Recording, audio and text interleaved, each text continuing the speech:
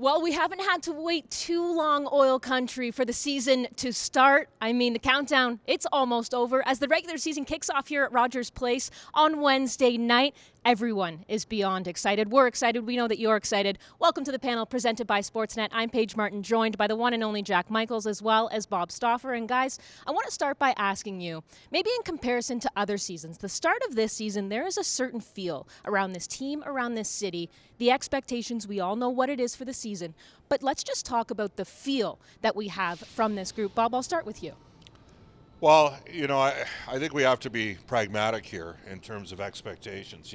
There were years in which the Oilers were in tough times, and we'd read a lot into what would happen in the preseason, and it was about having some opportunities with younger players and seeing where that would go. But I think realistically we knew that it was going to be, for some of those years, a challenge to play meaningful games come March and April. We're at a completely different juncture right now, and sort of the growth of the Oilers organization, and you play as late in the season as you possibly can, and with that comes great expectations the next year. I know I read in The Athletic this morning they had the Oilers at 110 points and the top-ranked team in the National Hockey League. It's one game at a time, but the one thing that has to happen is the team has to have a better start this season than they did last year. I mean, it cost Jay Woodcroft his job. They're a very different team in terms of tactically how they play. Better handle in terms of the zone defense that they play. I think there's some question marks as we start the year on maybe how much of the D has been changed around and where that will go. But there's no question that the top six is amongst the best in the league. The top three defensemen, the top pairing, statistically might have been the best in the league last year. Stuart Skinner's come a long way. So with all of that comes the weight of great expectation. In terms of the feel, I'm not necessarily in the room. We were on those trips. I don't read too much into what happened in the preseason games, Jack, because for me it's more about, we had years where they were 6-2 in the preseason. Well, 5-2-1 last year, and then they started 2-9-1. There you go. For me, Bob, I think, expectation is one thing. I think the players' own expectations are to win the Stanley Cup, and they really have been for the last couple of years. I think ever since they went to the conference final in 2022 against the Colorado Avalanche, the next year bore the biggest expectations probably since the early 90s, and it's just ratcheted up over the last two off seasons. And I think they've gotten closer. Obviously, even though they went one round further in 2022, I think they were a lot closer in 2023 in a series against Vegas, the eventual Stanley Cup champions. The Oilers were up late in Game 5, late second period of Game 5, unable to finish, and they were shaking hands 48 hours later. But I think the team recognized they were that close, and obviously everyone knows how close they were last year. You come within one goal of a Stanley Cup championship. Of course, Bob says you'd love to get off to a better start. Of course, you'd love to get off to a better start. But I don't think you're grading this team on the first 20 games, the first 40 games, the first 60 games. Ultimately, you're going to grade this team on the body of work. And the body of work at this point for the Edmonton Oilers, and forget the outside. On the inside, there's only one goal left to achieve. They've reached the Stanley Cup final. They've gone deep in the Stanley Cup final. The only thing left to achieve is putting a ring on their finger. And that's ultimately, and it may be unfair, but that's what these seasons, and it's not just going to be this season, but probably the next 3 or 4 years, that window has been opened up a little bit with a new deal to Draisaitl. Many people believe McDavid will follow suit. And if that's the case, you're going to have a window here of keep giving yourself opportunities. And that's ultimately what this team will be graded on. Bob? I respectfully slightly disagree on Jack, and in terms of with the expectations and the goal, and it's only, yes, the goal is to win the Stanley Cup, but the team has been in the two-hole in the Pacific Division for 3 straight years. Edmonton, in my opinion, needs to win the Pacific Division. I know they say get in there. No. You need to have home ice and put yourself. I'd like to see the Oilers win the conference in the regular season. I think that will help when people say, well, Stauffer, you're an idiot because if you win the conference, you get bounced out in the first round. Put yourself in the best possible position to host as many home games and have home ice advantage for as many series as you possibly can. But this season won't be graded on that, Bob. And ultimately, in the end, getting there will help. Like if you can have home ice. Sure, if they win the division, it helps. But if they win the division and don't win the cup, it won't mean I'm a telling thing. you right now, I think the fact of the matter that they've had to work their way from that two pole position in the in the Pacific Division the last 3 years. You think it's worn them out? I think it's worn them out, and that's what I'm saying to you, Jack. So I think not so much the two, but for me the fact All that 3 years. last year All 2 3 years. 9-1, you got to dig yourself out of a big hole. Then the year before they were a couple games over 500 at Christmas. 21-18-3 at the 42-game mark. And the year before that, another midseason coaching There change you in go. February And where they were 5 points out of the playoffs. So let's see this team get ahead of the 8 ball for once. At the midway point in the season, they've been a 650 points percentage team in the second half of the year the last 3 years. But that's taken energy out of it. The other thing that we're going to see here, Paige, is the team that we have today, when they officially declare their roster at 3 o'clock today, that is not going to be the team that they have at the end of the season. For sure, the Oilers organization would like to be in a position where they can accrue cap space to ensure that they could probably add a second pairing right shot defenseman at some point. And they have 2 huge forward prospects that they have to play in every situation down in the minors. Noah Philp, okay, and Matt Savoy, because those guys need to be options for Edmonton. Savoy, Fresh legs late in the year. Late in the year. So you're only going to have so much draft capital. So I'm really intrigued to see this, but you got to have a better start. Only child, last word. All I'd remind him is we didn't even let Paige talk. Recent vintage, Tampa's most successful year out in the first round. Midway vintage, most successful Detroit team, lost to Colorado. Completely fair comment. Old vintage, you and I's vintage, most successful Pittsburgh team, lost to the Islanders in the second round.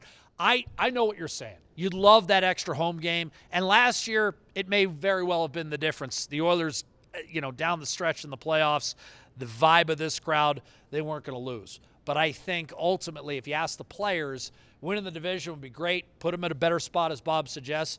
But if you don't win the cup, the season won't be looked at as What did you say to me after Edmonton dragged them back to no chance they're losing game 7. That's what you said. No You said we're coming back here on the plane. No you chance. said, you know what, we're doing this flight one more time. And I looked at it and said, absolutely, they're going to pump them in game 6. Florida didn't even have Slim with them in that game. Right. But they just had no chance. And that, I guess, ultimately, that's what I'm saying. Put yourself in the best possible position. And at the end of the day, this team's worked so hard the last 3 years to work their way, end up getting home ice for 1 round. Put yourself in a position where you can have it for 2 or 3. So since we've went in this direction, I'm going to ask you guys a question that I asked Adam Henrink a couple days ago. And that's the fact that this team, there's a lot of players on this team that had that pain and the experience at the end of last season. And there's been a lot of focus, okay, on, yes, how do you get over that? How do you move on? But I ask you guys, how can they use that experience of feeling that pain and getting over it as something to their advantage, as, number one, a bonding point for this team to bring them closer together, but also as accountability and motivation moving forward, because they are the only ones right now that understand what that feels like? How can that almost be a secret weapon? Well, I think you never want to experience it. I mean, Bob and I didn't play, so ultimately there's unique experiences. I think your point, in terms of bringing the team closer together. And I asked Ryan Nugent-Hopkins about this, prior to the last preseason game against Vancouver, because the one thing I will say about this new Amazon feature is there are some windows into how this club works. And I thought it was real telling with Connor McDavid, obviously overcome by the emotion. You saw Ryan Nugent-Hopkins, who may not, we always hear about Connor and Leon and how they're inseparable, but it was Ryan Nugent-Hopkins who kind of reached over and put the arm around him. And Leon had given him a tap as well. But I think you go through that pain and you never want to experience it again, yet you want to remember what it felt like. And I think with an older team, that going through it is almost imperative. I think they wanted to feel that pain. They wanted to experience it.